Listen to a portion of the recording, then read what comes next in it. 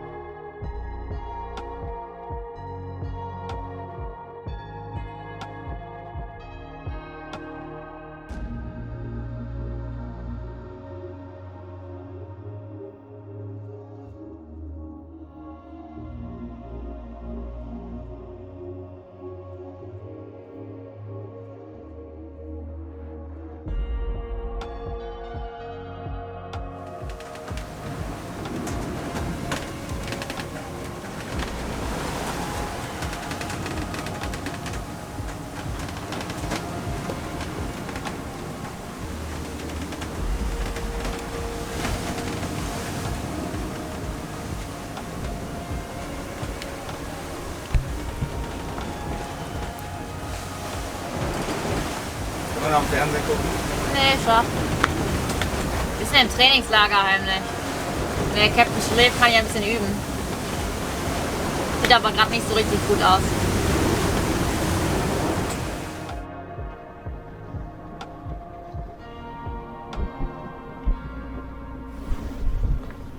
Wir werden seit Ruine sowas von durchgeschaukelt.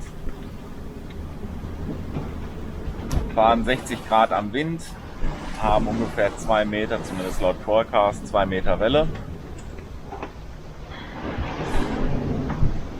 Und ja, mir geht es eher so bescheiden. Nina ist auf jeden Fall da die härtere im Nehmen, hält tapfer die Stellung. Und ich sehe mich auf jeden Fall, dass wir in 4 Stunden ungefähr auf Morea ankommen. Und ich da in Ruhe was essen kann.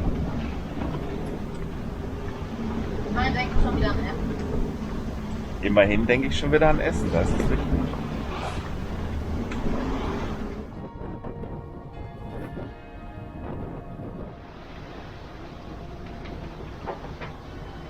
Jedenfalls eine der beschissensten Nachtfahrten ever. Ich bolze die ganze Zeit heute Nacht. So eine Schräglage, dass sogar mir mal die Schräglage nachts zu viel wird geschlafen. Bin ich da ja echt extrem schmerzhaft. Krängung. Der Ding heißt Krängung. Ja, Krängung, Schräglage, jeder weiß doch, was ich meine. War nicht schön. Ich muss jetzt weiter üben.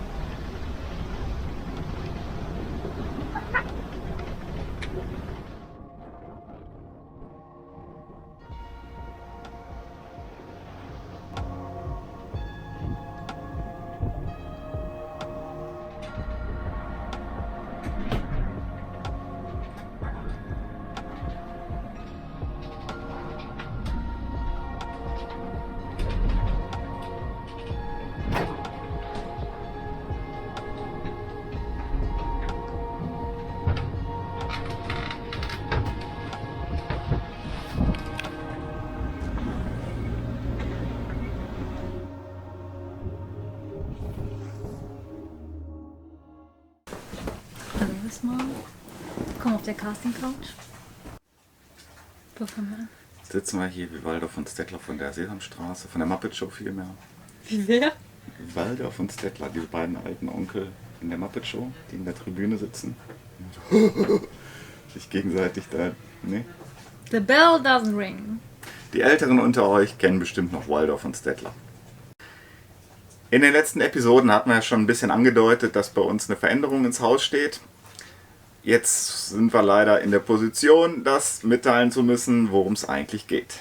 Wir hätten das schon viel früher mitteilen können, aber wir haben einfach mal bis auf den letzten Drücker gewartet, weil wir es nicht wahrhaben wollen. Ja, wir sind jetzt seit 4 Jahren auf der Trempi.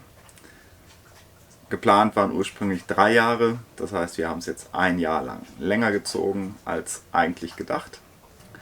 Alles schön hat ein Ende. Alles Schöne hat ein Ende, so auch unser Urlaub, unser 35-Jahres-Urlaub. Dementsprechend werden wir den Kanal wohl nicht mehr in dieser Form fortführen. Nina fliegt am kommenden Montag nach Deutschland aus, um sich neuen Projekten zu widmen. In erster Linie um ihre Tochter, Lena, die sie jetzt in den letzten Monaten aufgrund der Entfernung und der ganzen Pandemiesituation jetzt nicht so oft sehen konnte, logischerweise, wie sie es gerne hätte. Wie es im Mittelmeer noch war. Ja. Da war sie in den Ferien hier, da war das alles super und einfach. Aber jetzt ist es einfach mal unabhängig von diesem komischen Pandemie-Ding, über das wir nicht reden wollen. Die Flüge hier sind auch einfach nicht mehr bezahlbar. Ja, und wir sind jetzt hier gefangen schon, also gefangen im Paradies, schon seit über einem Jahr und die Grenzen bleiben auch weiterhin zu. Wir können nirgendwo weiterhin, also müssen wir uns Neu orientieren. neu orientieren, andere Pläne machen. Das heißt tatsächlich, dass ich in 4 Tagen ausfliege. Und dann in Deutschland ein neues Leben anfängt. Ich werde in der Zeit noch hier auf dem Boot bleiben, ein bisschen weitermachen, ein bisschen am Boot basteln, Reparaturen und so schwer es mir fällt. Und Wir dürfen es auch nicht sagen. Ja. Die Treppi hört ja mit. auf jeden Fall möchte ich Trempi gerne ein bisschen aufhübschen für ihr Leben nach uns. Das gibt's. Offensichtlich. Es sei Irgendwas denn, läuft hier schief. es sei denn, uns kommt noch irgendwie total der geniale Gedanke. Du meinst, wir haben noch 4 Tage Zeit für den perfekten, genialen Gedanken, was wir in 4 Jahren nicht geschafft So haben? sieht's aus. Naja. Das klingt realistisch. Lange Rede, kurzer Sinn. Wir bedanken uns bei euch, fürs Zugucken. Uns hat es auf jeden Fall viel Spaß gemacht, das alles hier anzusehen und die Filme zu drehen und ja, Schneiden mehr oder weniger Nina Spaß zu gemacht. schneiden. Jetzt ging so. Bei den crashenden Laptop wollen wir jetzt mal uns nicht drüber aufregen. Trotzdem vielen Dank, dass ihr diese Reise auf welchem Kanal auch immer mitverfolgt habt, ob es jetzt YouTube war oder Instagram, Facebook. Und vielen Dank für euren Support. Vielen Dank. Tja, vielleicht sehen wir uns ja dann irgendwie nochmal wieder, vielleicht auch nicht. Man weiß es nicht.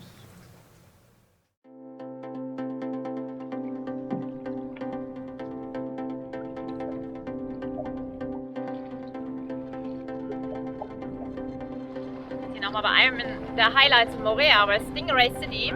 Hier kann man die Stingrays füttern, beziehungsweise ja, sie anfassen, kommen einem entgegen. Allerdings sind hier auch extrem viele Blacktips unterwegs. Wir haben ja schon seit Wochen keine Haie mehr gesehen. Ich glaube, hier gibt es gerade mehr Haie als Stingrays. Aber wir schauen uns das Ganze trotzdem mal an. Mario macht uns gerade an der Boje fest, damit wir nicht für das Ding hier nicht die ganze Zeit festhalten müssen. Da wird das.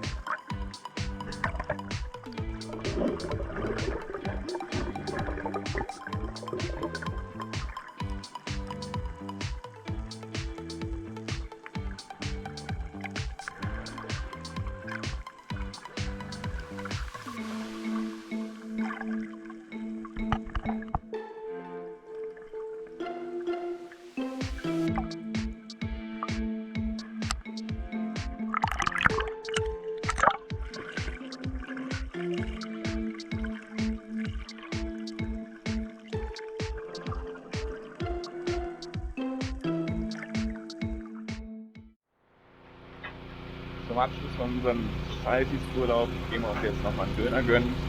Das ist, ich glaube, der zweite Döner oder der erste Döner, also der erste gekaufte und der zweite Döner, seit wir in Französisch-Polynesien sind. Angeblich der beste von ganz Singapur. Wir wollten eigentlich gestern schon, aber gestern war der einzige Tag, wo wir zu hatten am Mittag. Ganz Tag drauf gefreut. Aber Vorfreude war größer und jetzt gönnen wir uns den Döner.